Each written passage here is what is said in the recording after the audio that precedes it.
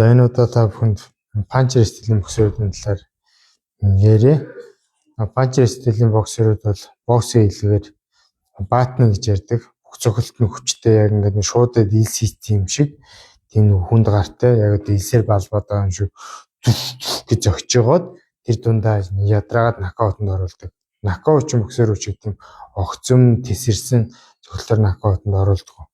Хамгийн гол панчер стилийн тамирчдын давуу тал гэх юм бол цемент битэй цохилт даадаг.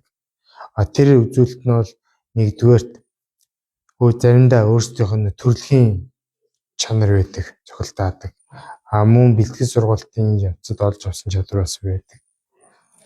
За ийм панчер стилийн баатны цохилттой тамирчидтай яаж тоглох вэ? Зөв тактикаар тоглох хэрэгтэй. За та бүхэн илүү их мэдээгүй бол манай Алтай сайн клуб юу таалга бүгдээр нээлттэй. За боксер нөхрөлцгөө.